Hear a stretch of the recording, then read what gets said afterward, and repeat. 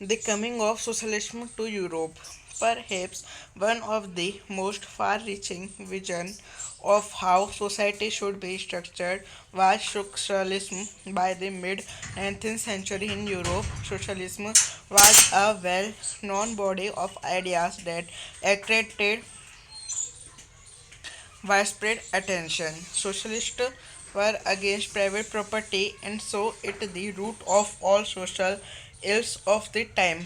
Why individuals own the property that gave employment, but the property were concerned only with personal gain and not with the welfare of those who made the property producive.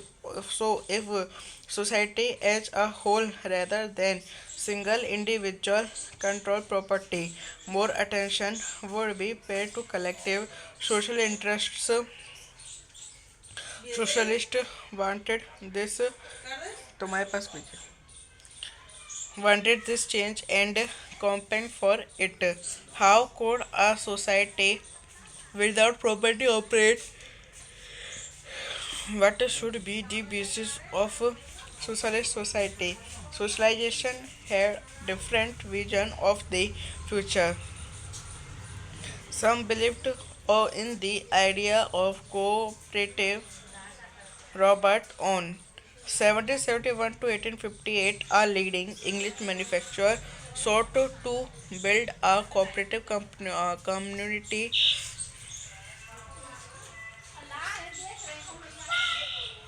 called New Harmony in Indian USA. Socialists felt that cooperatives could not build on a wide scale only through individual initiatives. They demanded that governments encourage cooperatives in France. For instance, Louis Blanc wanted the government to encourage cooperatives and replace capitalist enterprises. These cooperatives were to be associations of people who produced good together and divided the profits according to the work done by member. Karl Marx (1818 to 1883) and Friedrich Engels added other ideas to this body of arguments. Marx argued that initial society was capitalist on the capital invested in factories and the profit of capitalist was produced by workers. The conditions of workers could not improve as long as this profit was accumulated by private capitalism. Worker had to overthrow capitalism and the rule of private property. Marx believed that to free themselves from capitalist explosion, workers had to construct a radically socialist society where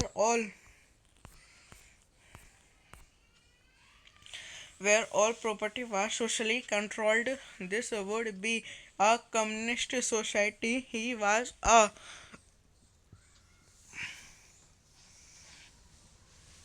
convinced that workers would tri- triumph in their conflict with capitalists. A communist society was the natural society of the future.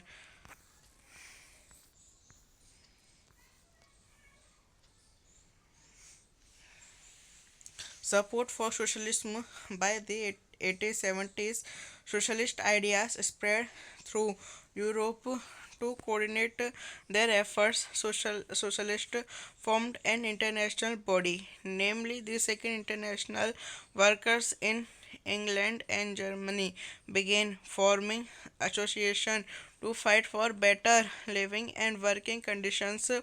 They set up funds to help members in times of distress and demanding a reduction of working hours and right to vote in Germany. This association worked closely with a Democratic Party (SPD) and helped it win parliamentary seats by 1905. Socialists and unionists formed a Labour Party in Britain and a Socialist Party in France. However, till 1914, Socialists never succeeded in forming a government in Europe represented by a strong figure in parliamentary politics. Their ideas did shape legislation, but governments continued to be run by conservatives, liberals, and radicals.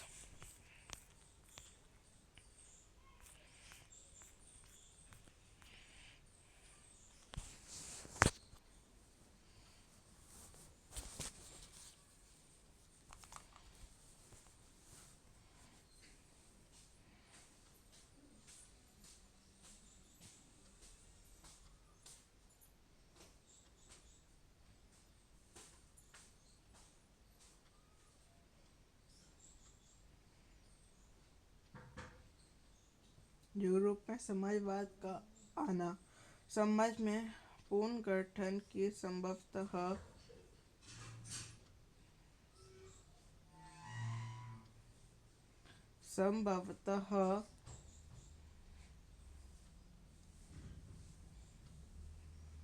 सबसे दूरगामी दृष्टि प्रदान करने वाली विचारधारा समाजवाद ही थी।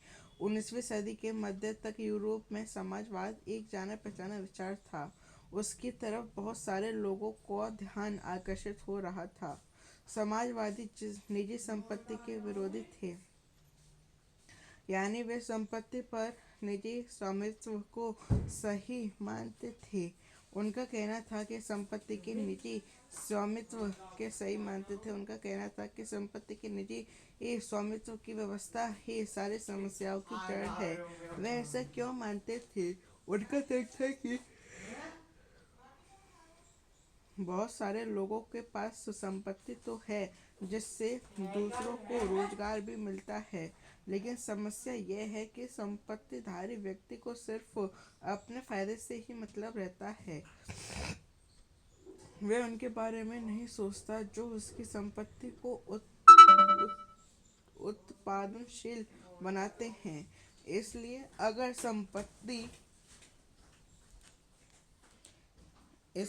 संपत्ति पर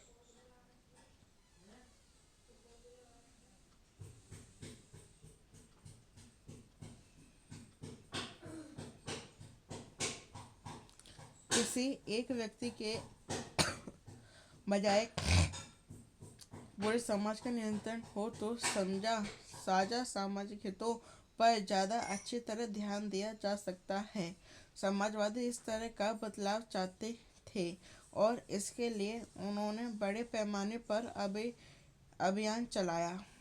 कोई समाज संपत्ति के बिना कैसे चल सकता है? समाजवादी समाज का आधार क्या होगा? समाजवादियों के पास भविष्य की एक बिल्कुल भिन्न दृष्टि थी। कुछ समाजवादियों को कोऑपरेटिव यानी सामूहिक उद्यम के विचार दिलचस्पी थे। इंग्लैंड के जाने माने उद्योगपति रॉबर्ट आवेन ने इंडियाना में नया समन्वय के नाम से एक नए तरह के समुदाय की रचना का प्रयास किया। कुछ समाजवादी मानते थे कि केवल व्यक्तित्व पहलकदमी से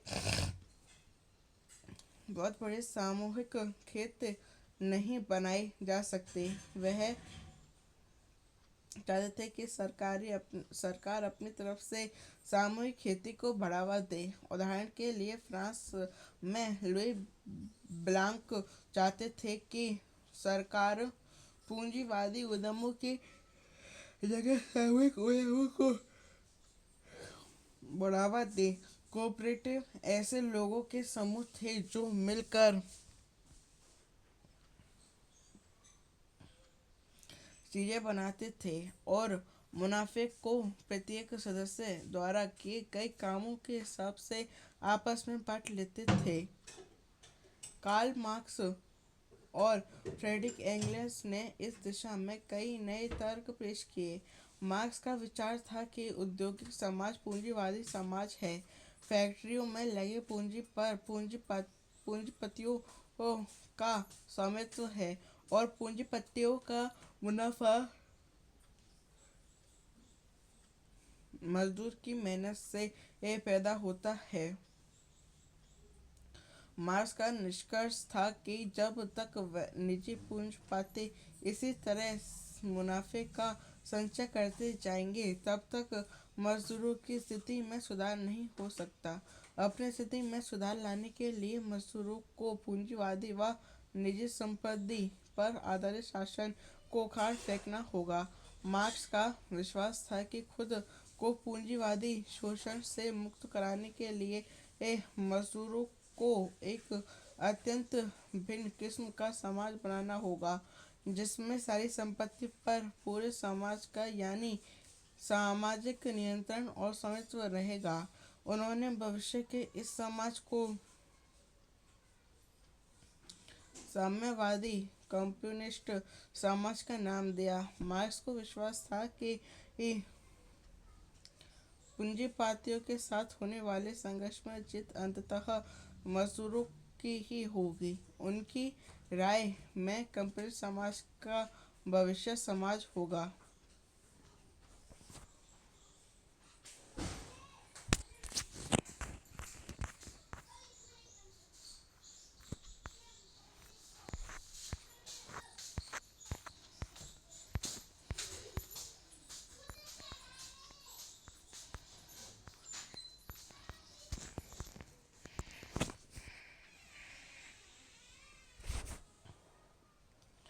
प्राय 70 का दशक आते आते समाजवादी विचार पूरे यूरोप में फैल चुके थे।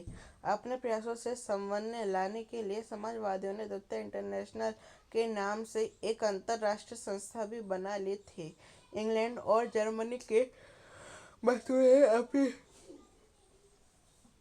जीवन और परिस्थितियों में सुधार लाने के लिए संगठन बनाना शुरू कर दिया था।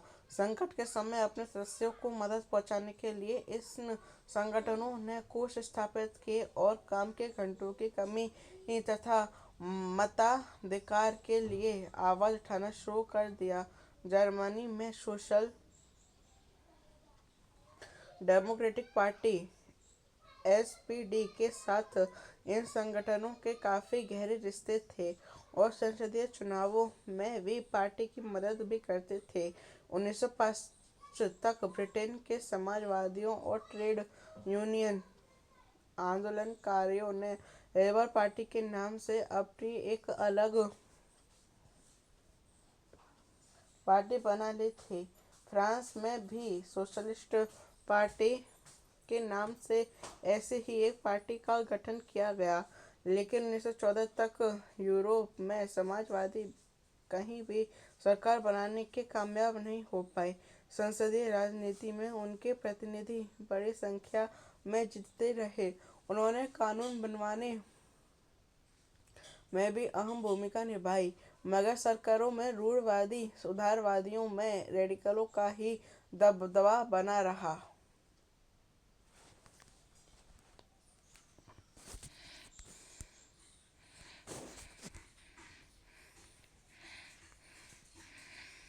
Figure 2. This is a painting of the Paris Communes of 1871.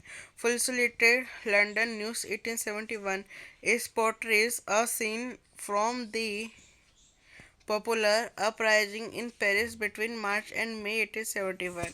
This was a period when the town council commune of Paris was taken over by a pupil government consisting of workers, ordinary pupil, professional, political, and activities, and other. The uprising emerged against a background of growing discontent against the policies of French state. The Paris Commune was ultimately crushed by government troops, but it was celebrated by socialists world over as prelude to a socialist revolution. The Paris Commune is also popularly remembered for two important legacies. One for its association with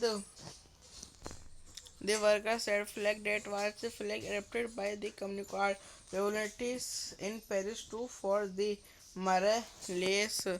Originally written as a war song in 1792, it became a symbol of communist struggle for liberty.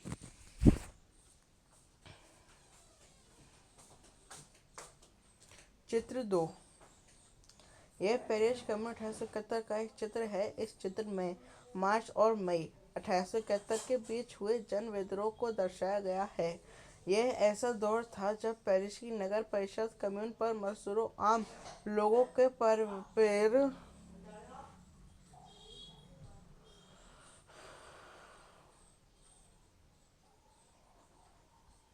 इसका नगर परिषद पर मजदूरों आम लोगों पेशेवरों और राजनीतिक कार्यकर्ताओं को लेकर बनाई गई जन सरकार ने कब्जा कर लिया था। यह उथल पुथल फ्रांसीसी सरकार की नीतियों के प्रति बढ़ते असंतोष के कारण पैदा हुई थी।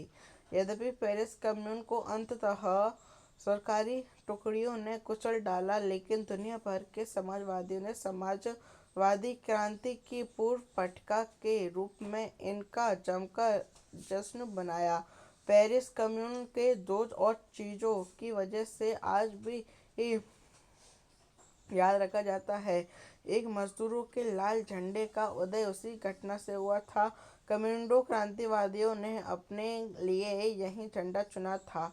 दो, मोइसेस के लिए जो इन घटना के बाद पेरिस कानून को मुक्ति संघर्ष का प्रतीक बन गया। उल्लेखनीय है कि इस गति के मूलतः 1792 में युद्ध गीत के रूप में लिखा गया था।